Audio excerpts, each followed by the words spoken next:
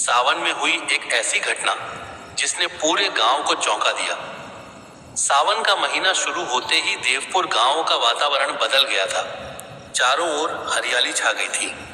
खेतों में धान की नई पौध लहरा रही थी और सुबह शाम आसमान से गिरती बारिश मिट्टी की खुशबू को पूरे गांव में फैला देती थी। गांव के पुराने शिव मंदिर में हर सोमवार भक्तों की भीड़ लगती और घंटियों के साथ हर हर महादेव के जयकारे गूंजते। लेकिन उस साल सावन में एक ऐसी घटना होने वाली थी जिसका रहस्य कई दिनों तक पूरे गांव को परेशान करने वाला था। गांव के बीचों बीच लगभग 200 साल पुराना एक शिव मंदिर था। मंदिर के पीछे एक विशाल बरगद का पेड़ था। बुजुर्गों का मानना था कि उस पेड़ के नीचे कभी एक साधु तपस्या किया करते थे। मंदिर के पुजारी रामदास जी अक्सर कहते थे, इस मंदिर की महिमा समझना आसान नहीं है। यहाँ सच्चे मन से मांगी गई प्रार्थना कभी खाली नहीं जाती। गांव का रहने वाला मोहन भी भगवान शिव का बहुत बड़ा भक्त था। वह हर सोमवार सुबह सूरज निकलने से पहले मंदिर जाता और शिवलिंग पर जल चढ़ाता। सावन का पहला सोमवार था। उस दिन रात से ही तेज बारिश हो रही थी। सुबह करीब 4 बजे मोहन अचानक मंदिर की घंटी की आवाज सुनकर उठ गया। टन टन टन। मोहन ने खिड़की से बाहर देखा। पूरा गांव अंधेरे में डूबा था। बारिश इतनी तेज थी कि कुछ दिखाई नहीं दे रहा था। उसने सोचा, इतनी सुबह मंदिर में कौन गया होगा। वह छाता लेकर मंदिर की ओर चल पड़ा। मंदिर के पास पहुंचते ही उसे कुछ अजीब दिखाई दिया। मंदिर का दरवाजा खुला था। अंदर कोई नहीं था, लेकिन मंदिर की घंटी लगातार हिल रही थी। मोहन कुछ पल वहीं खड़ा रह गया। हवा से घंटी हिल रही होगी, उसने खुद को समझाया। लेकिन तभी उसकी नजर शिवलिंग पर पड़ी। शिवलिंग पर ताजा जल चढ़ा हुआ था और उसके ऊपर एक सफेद फूल रखा था। मोहन हैरान रह गया। उसने हाथ लगाकर देखा, फूल बिल्कुल ताजा था, जबकि इतनी बारिश में मंदिर तक आने वाला रास्ता कीचड़ से भर चुका था। मोहन ने तुरंत पुजारी रामदास जी को बुलाया। पुजारी जी आए तो उन्होंने भी वह दृश्य देखा। उन्होंने मंदिर के चारों ओर देखा, लेकिन किसी के पैरों के निशान नहीं मिले। सबसे हैरानी की बात यह थी कि मंदिर का फर्श पूरी तरह सूखा था। रामदास जी ने धीरे से कहा, यह फूल यहाँ किसने चढ़ाया? मोहन बोला, मुझे नहीं पता, लेकिन मैंने मंदिर खुलते हुए देखा था। पुजारी जी ने उस दिन की पूजा पूरी की, मगर उनके मन में भी सवाल रह गया। अगले सोमवार फिर वही हुआ। सुबह मंदिर खुला मिला, शिवलिंग पर जल चढ़ा था और वही सफेद फूल रखा था। गांव में यह बात फैलते देर नहीं लगी। कोई कहने लगा कि स्वयं भगवान शिव ने दर्शन दिए हैं। कोई कहता कि रात में कोई गुप्त रूप से मंदिर आता है। कुछ लोग तो यह भी कहने लगे कि बरगद के पेड़ के नीचे रहने वाले साधु की आत्मा आज भी मंदिर की रक्षा करती है। गांव का मुखिया रघुवीर इन बातों पर विश्वास नहीं करता था। उसने कहा, अगले सोमवार हम रात में मंदिर की रखवाली करेंगे, तब पता चल जाएगा कि आखिर यहाँ आता कौन है। अगले सोमवार रात 10 बजे मुखिया के साथ 5 लोग मंदिर के आसपास छिप गए। बारिश रुक चुकी थी। आसमान में बादल थे और कभी कभी बिजली चमकती तो पूरा मंदिर कुछ पल के लिए रोशनी में नहा जाता। रात के करीब 12 बजे तक कुछ नहीं हुआ। 1 बजे, 2 बजे, 3 बजे, सबकी आंखें नींद से भारी होने लगी। तभी अचानक मंदिर की घंटी बज उठी। टन टन टन। सब लोग चौंक कर उठ बैठे। मुखिया ने इशारा किया और सभी मंदिर की ओर दौड़े, लेकिन मंदिर का दरवाजा अंदर से बंद था।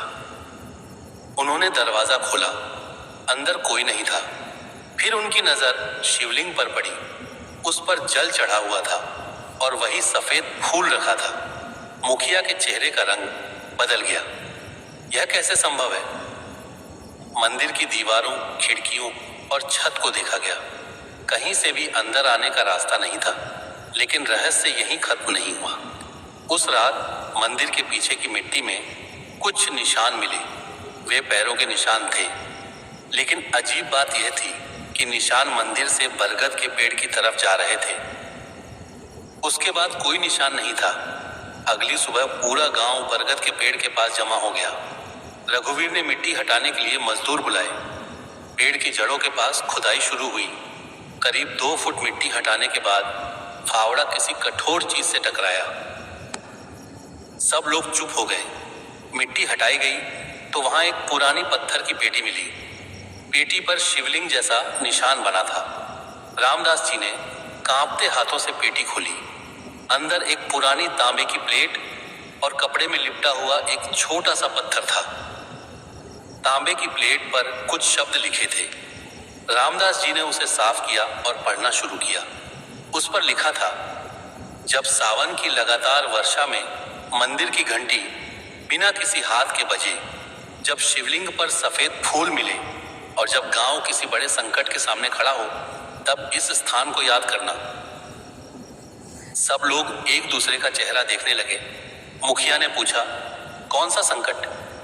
तांबे की प्लेट का बाकी हिस्सा मिट्टी में दबा था। उसे साफ किया गया, लेकिन आखिरी पंक्ति भी पढ़ते ही रामदास जी अचानक रुक गए। उस पर लिखा था, संकट आने से पहले संकेत दिखाई देगा। आगे की लिखावट मिट चुकी थी। अब गांव में डर का माहौल था।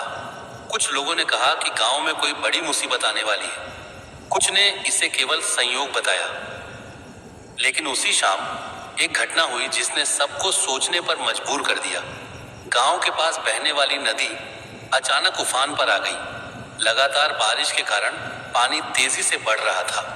रघुवीर ने तुरंत गांव वालों को ऊंची जगह जाने के लिए कहा। रात होते होते नदी का पानी गांव के निचले हिस्से तक पहुंच गया। लोग अपने घरों से सामान निकालकर सुरक्षित जगहों पर जाने लगे। तभी मोहन को मंदिर की घंटी फिर सुनाई दी। टन टन नन टन। वह दौड़कर मंदिर पहुंचा, लेकिन इस बार मंदिर में कुछ अलग था। शिवलिंग के पास एक दीपक जल रहा था। बाहर तेज हवा चल रही थी, फिर भी दीपक बुझ नहीं रहा था। मोहन ने पुजारी जी को बुलाया। रामदास जी ने दीपक देखा और बोले, हमें मंदिर के पीछे जाना चाहिए। दोनों बरगद के पेड़ के पास पहुंचे। वहां जमीन पर पानी तेजी से भर रहा था। अचानक मोहन की नजर पेड़ की जड़ों के पास एक पत्थर पर पड़ी। उस पत्थर पर वही निशान था जो तांबे की प्लेट पर बना था। मोहन ने आसपास की मिट्टी हटाई तो नीचे एक पुरानी नाली जैसी संरचना दिखाई दी। रामदास जी चौंक गए। उन्होंने गांव के बुजुर्गों को बुलाया।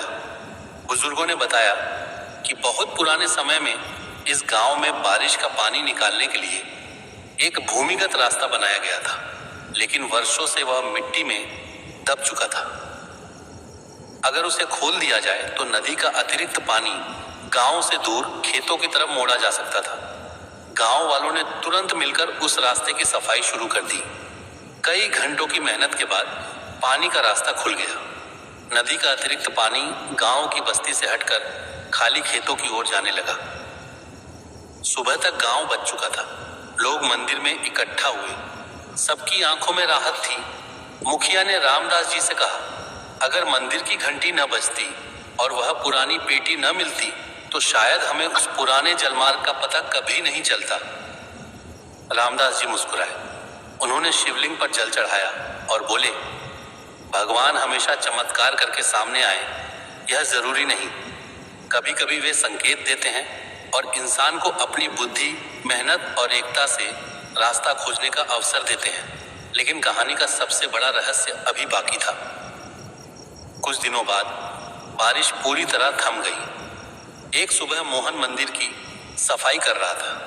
तभी उसे शिवलिंग के पास एक सफेद फूल दिखाई दिया। वही फूल जिसे वह सावन के पहले सोमवार से देखता आ रहा था। मोहन ने फूल उठाया और मंदिर के बाहर आ गया। उसने देखा मंदिर के सामने की मिट्टी बिल्कुल सूखी थी। कहीं किसी के पैरों के निशान नहीं थे। उसने फूल रामदास जी को दिखाया। पुजारी जी कुछ देर उसे देखते रहे। फिर उन्होंने कहा, इसका रहस्य शायद हमें कभी पता न चले, मोहन ने पूछा, क्या आपको लगता है कि कोई रात में फूल चढ़ाने आता था? रामदास जी मुस्कुराए और बोले, हो सकता है कोई आता हो, और यह भी हो सकता है कि जिसे हम रहस्य कहते हैं वह हमारी आस्था और प्रकृति का कोई ऐसा मेल हो जिसे हम अभी समझ नहीं पाए। उस दिन के बाद मंदिर में एक नई परंपरा शुरू हुई। हर सावन गांव के लोग मिलकर मंदिर की सफाई करते, पुराने जलमार्ग को साफ रखते और जरूरतमंदों की मदद करते। और सबसे खास बात, जब भी सावन की पहली बारिश होती, गांव वाले मंदिर की घंटी की ओर जरूर देखते, क्योंकि उन्हें विश्वास था कि उस पुराने मंदिर में कुछ ऐसा जरूर था जो उन्हें अपने गांव, अपनी एकता और अपनी आस्था की याद दिलाता था। आज भी देवपुर गांव के बुजुर्ग उस सावन की घटना को याद करते हुए कहते हैं, उस रात मंदिर में कौन आया था यह रहस्य आज तक नहीं खुला, लेकिन इतना जरूर सच है कि उस रहस्यमयी घटना ने पूरे गांव को एक कर दिया था। और शायद यही उस घटना का सबसे बड़ा चमत्कार था। ऐसे ही और कहानी और कथा सुनने के लिए हमारे चैनल को लाइक, शेयर, फॉलो और सब्सक्राइब करें। धन्यवाद।